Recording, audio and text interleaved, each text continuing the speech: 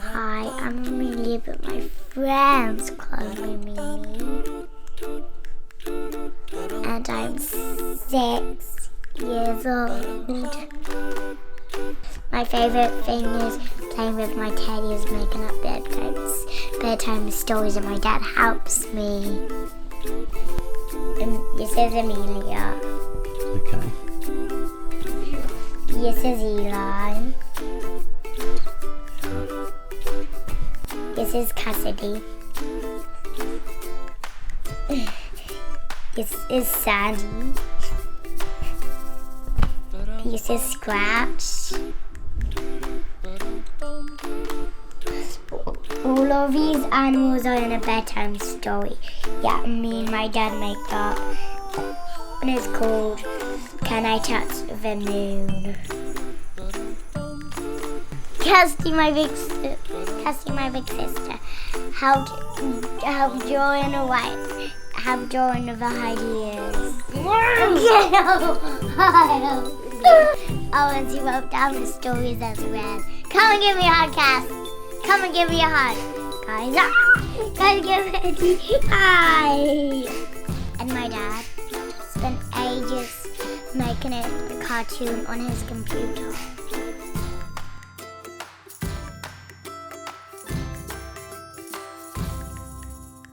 Here is Can I Touch the Moon? I hope you enjoy! Come and give me a hug. Yes, more surprise.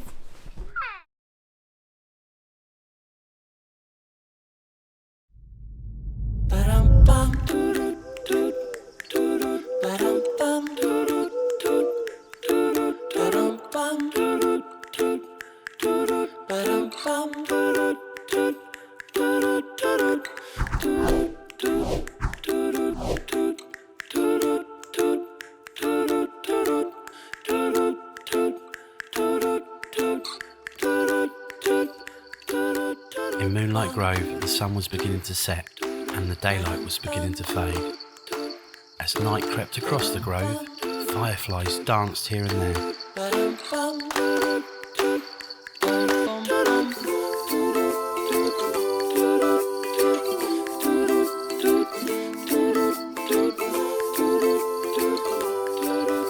Soft, pale glow shimmered on the top of a nearby burrow.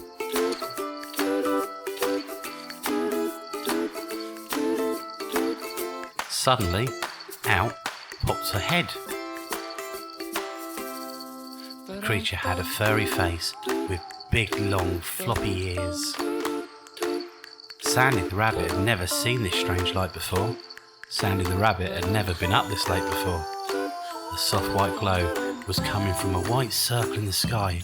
It looked so beautiful, Sandy was mesmerised.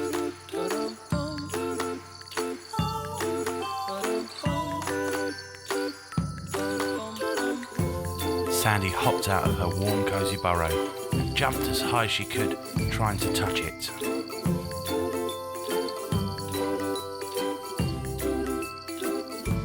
Hey, Sandy, what you doing? Asked a friendly-faced deer nearby. Oh, hey, Amelia. I'm trying to touch that circle in the sky. You're so funny, Sandy. Our circle in the sky is called a moon. Well, I really, really, really want to touch it. Sandy, that's impossible. Well, I'm going to touch that moon. You'll see. You might be able to touch it without the trees in the way. I know really good coloring. We can try to touch the moon. Thank you so much. Said Sandy as she followed Amelia into the forest.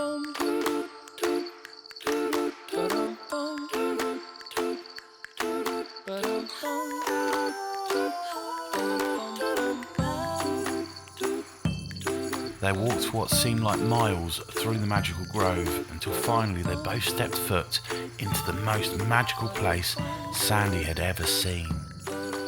Sandy stared up into the sky and all you could see was the glowing white moon that lit the clearing within the grove.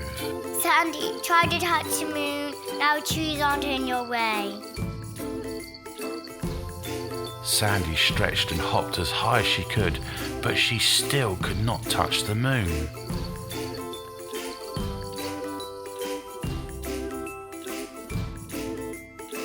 Oh, well, at least we tried. sighed Amelia as she disappeared into the trees.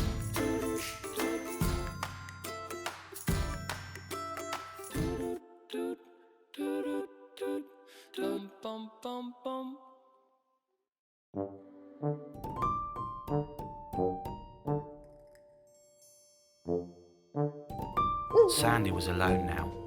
When she heard a howling coming from atop a nearby cave, she turned her head to see a wolf looking up at the moon. Hello, Mr. Wolf, Said Sandy, looking up.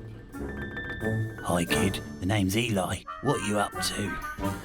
I'm trying to touch the moon, and I was wondering if I could climb up on that cave with you to reach it. Asked Sandy. Why not? Sure, come on up. Said the wolf while eagerly making space for Sandy.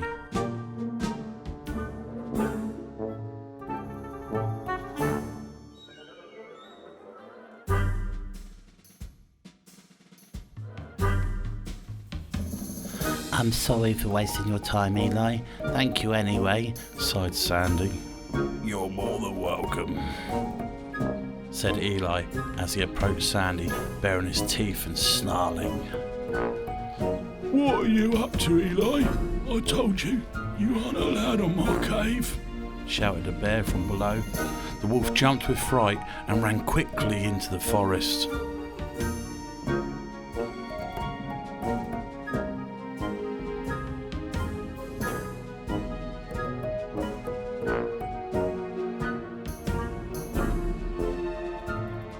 What are you doing on my cave?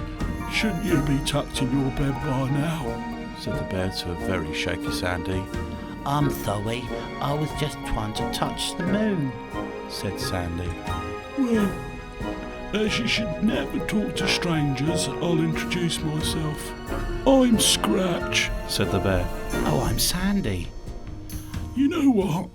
I might know just the place where you could possibly reach the moon. Follow me. Replied Scratch, humming and smiling as he led Sandy deeper into the grove. The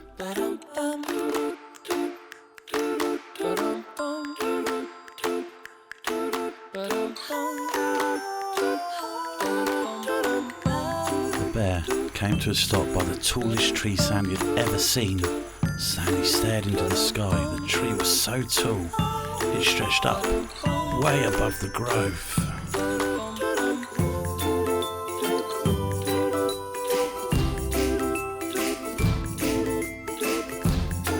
She climbed and climbed until finally she was at the very top. She stretched and hopped, but she still couldn't reach the moon. Feeling rather defeated, Sandy climbed all the way back down. I guess trusty old Scratchy couldn't help you, eh? Sighed Scratch. Nope. I guess I'll never touch the moon. Whimpered Sandy. Don't be so upset. Why don't you go back to your burrow and get a good night's sleep? You'll feel better in the morning, said Scratch. Sandy walked slowly back into the grove with a towel between her legs.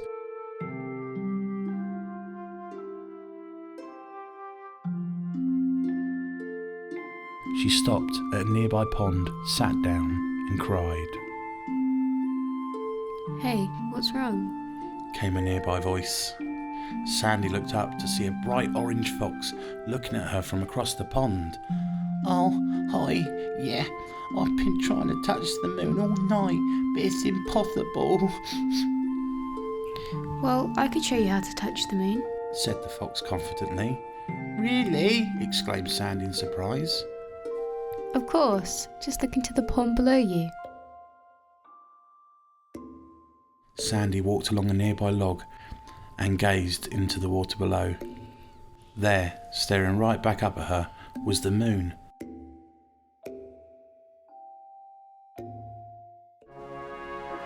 With a trembling paw, she reached out and touched the moon.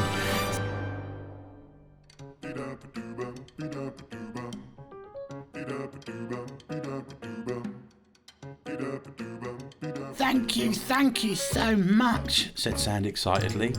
Oh, where are my manners? I never got your name, asked Sandy. You can call me Cassidy. replied the fox.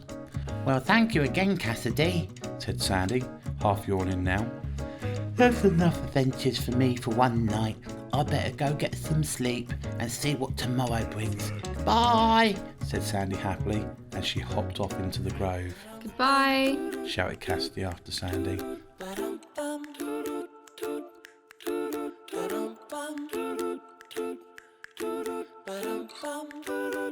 All was now quiet in Moonlight Grove. Most of the animals were fast asleep as Sandy hopped back into her warm, cosy burrow and went to sleep.